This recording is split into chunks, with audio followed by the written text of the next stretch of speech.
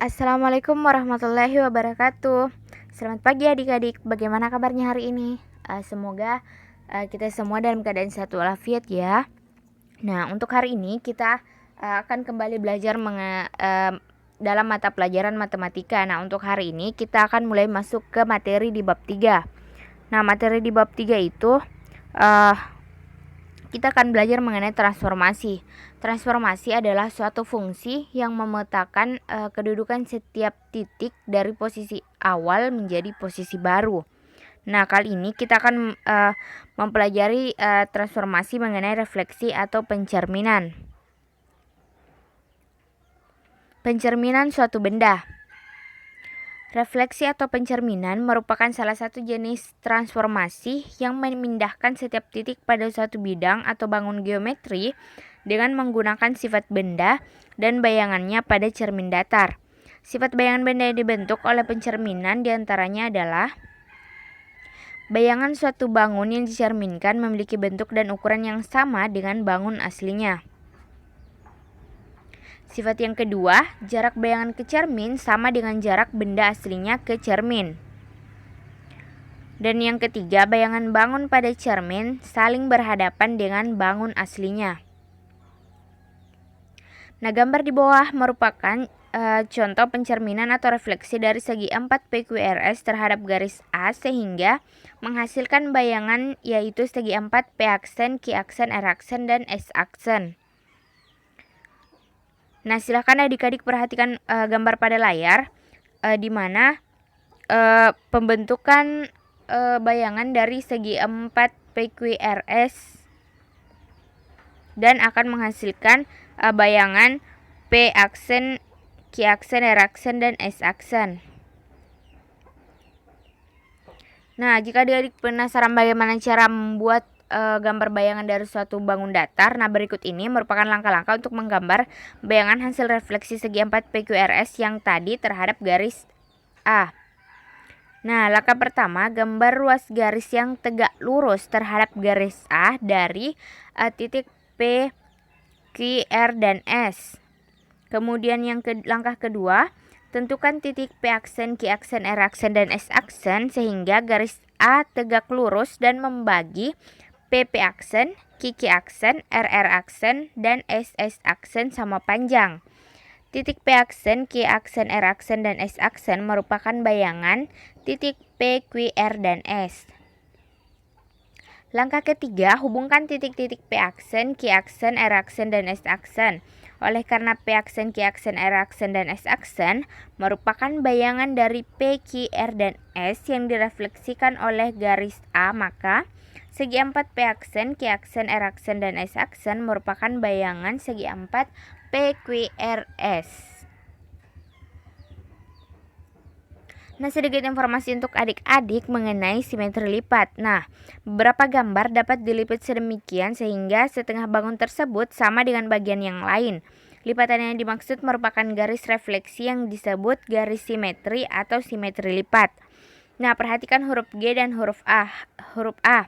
Nah, huruf G ini tidak memiliki simetri lipat karena bangun dari huruf G ini jika dilipat sedemikian rupa tidak akan menghasilkan setengah bangun yang sama dengan bangun yang lainnya, artinya tidak membagi dua huruf G sama besar.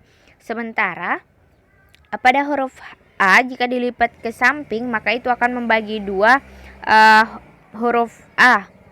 Jadi dikatakan huruf A memiliki satu simetri lipat. Nah, ada juga huruf H. Huruf H ini memiliki dua simetri lipat. Kenapa?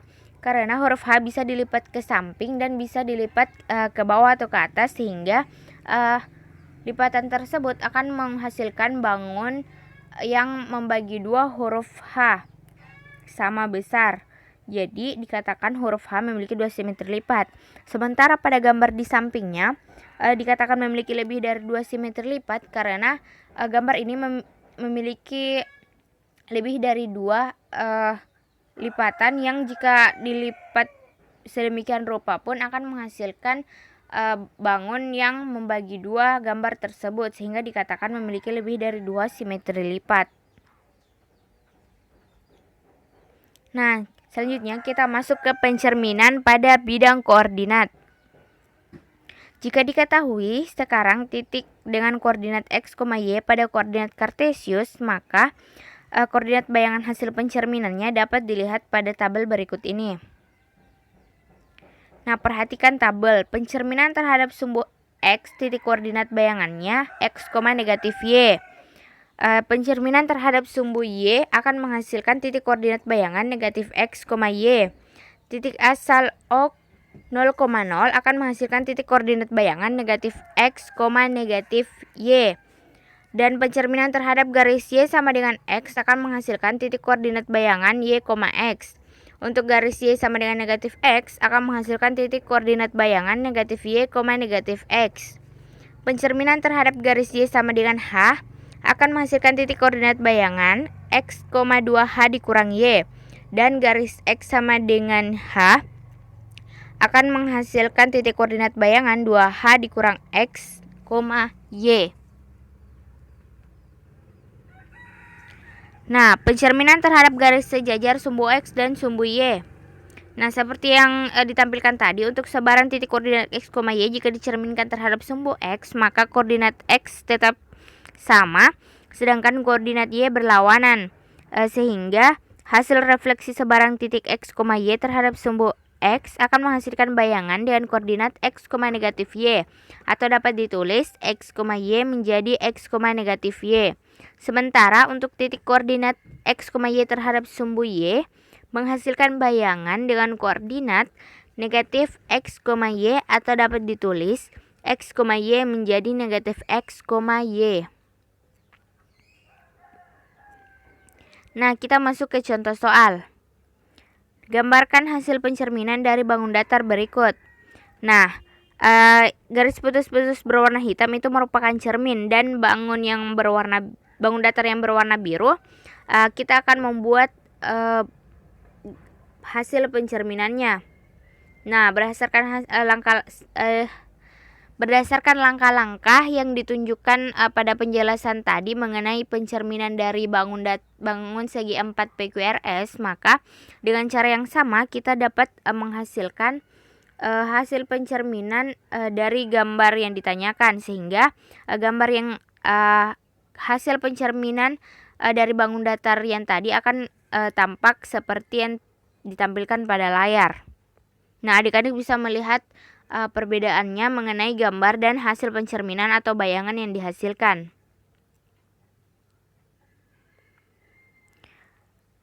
Nah, selanjutnya diketahui segitiga ABC yang titik sudutnya di A di titik 3,2, B 4,4 dan di titik C 1,3. Nah, gambarlah segitiga tersebut, kemudian gambar hasil bayangannya jika dicerminkan terhadap sumbu X, sumbu Y, titik asal 0,0,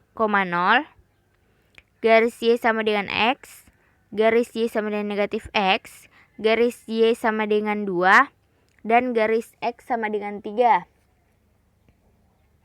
Nah, adik-adik untuk mengerjakan soal ini, adik-adik bisa perhatikan tabel yang kakak jelaskan tadi mengenai titik koordinat bayangan yang dihasilkan berdasarkan dari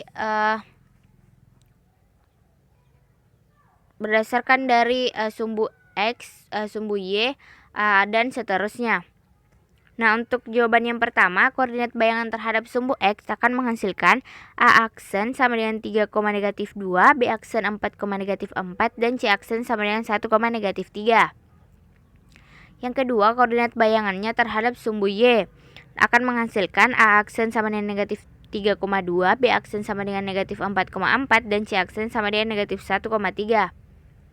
Selanjutnya, koordinat bayangannya terhadap titik asal 0,0 akan menghasilkan A aksen yaitu negatif 3, negatif 2, B aksen sama dengan negatif 4, negatif 4, dan C aksen akan menghasilkan negatif 1, negatif 3. Nah, selanjutnya koordinat bayangannya terhadap Y sama dengan X akan menghasilkan A aksen sama dengan negatif 2,3, B aksen sama dengan 4,4, dan C aksen sama dengan 3,1. Koordinat bayangannya terhadap Y sama dengan negatif X, maka akan menghasilkan A aksen sama dengan negatif 2, negatif 3, B aksen sama dengan negatif 4, negatif 4, dan C aksen sama dengan negatif 3, negatif 1. Nah, koordinat bayangannya terhadap Y sama dengan 2 akan menghasilkan A aksen sama dengan 3,2, B aksen sama dengan 4,0, dan C aksen sama dengan 1,1. Dan yang terakhir, koordinat bayangannya terhadap X sama dengan 3, maka akan dihasilkan A aksen sama dengan 3,2, B aksen sama dengan 2,4, dan C aksen sama dengan 5,3. Ya, baik, demikianlah penjelasan mengenai materi refleksi atau pencerminan. Terima kasih untuk adik-adik yang telah menyaksikan video ini, dan jika ada hal yang kurang dipahami boleh ditanyakan. Sekian dan terima kasih. Wassalamualaikum warahmatullahi wabarakatuh.